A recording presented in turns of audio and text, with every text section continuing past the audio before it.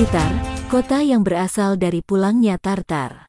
Blitar adalah salah satu kota di Jawa Timur yang memiliki sejarah panjang dan menarik.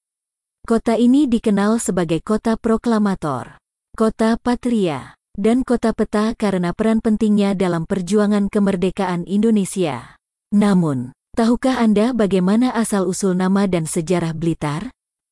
Menurut legenda, nama Blitar berasal dari peristiwa pengusiran Laskar Tartar oleh Nila Suwarna, seorang anak dari Adipati Wilatika Tuban yang merupakan orang kepercayaan Kerajaan Majapahit.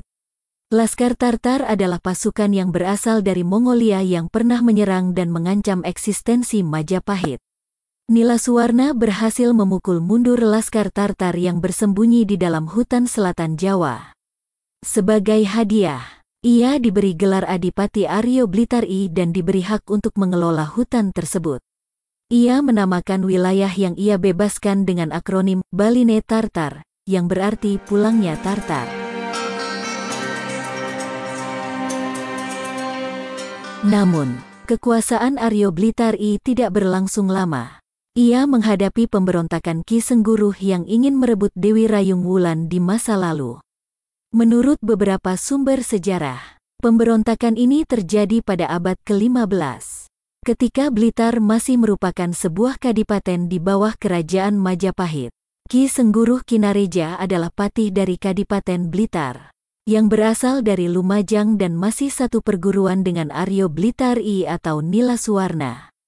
Ki Sengguruh Kinareja jatuh cinta pada Dewi Rayung Wulan, istri dari Aryo Blitar I, yang merupakan putri dari Adipati Carangsaka. Ki Sengguruh Kinareja kemudian menghasut sebagian rakyat Blitar untuk memberontak melawan Aryo Blitar I. Dengan dalih bahwa Aryo Blitar I telah berkhianat kepada Majapahit dan beralih agama ke Islam.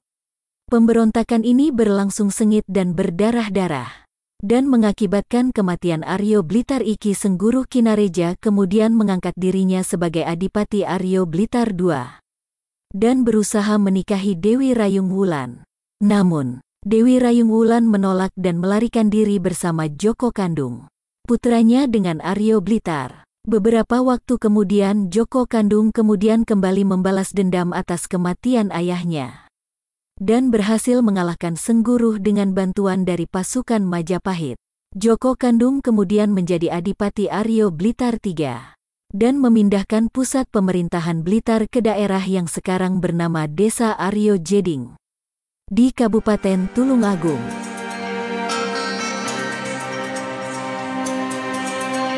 Pada masa penjajahan Belanda, Blitar mulai berstatus sebagai Gemeente, Kota Praja, pada tahun 1906.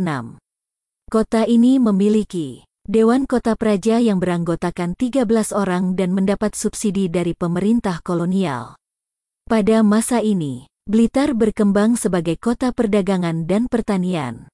Banyak bangunan berarsitektur kolonial yang dibangun di Blitar, seperti Hotel Van Reden, Stasiun Kereta Api Blitar, dan Kantor Pos Blitar. Pada masa pendudukan Jepang, Blitar disebut sebagai Blitar Si dan dipimpin oleh seorang Shicho.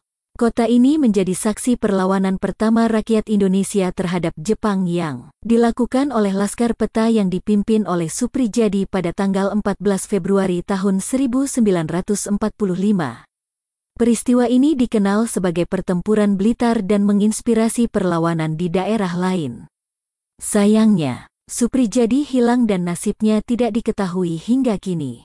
Setelah kemerdekaan Indonesia, Blitar menjadi kota yang bersejarah karena menjadi tempat peristirahatan terakhir Bung Karno, Presiden pertama Indonesia. Makam Bung Karno berada di Taman Makam Pahlawan Bung Karno yang menjadi salah satu objek wisata utama di Blitar.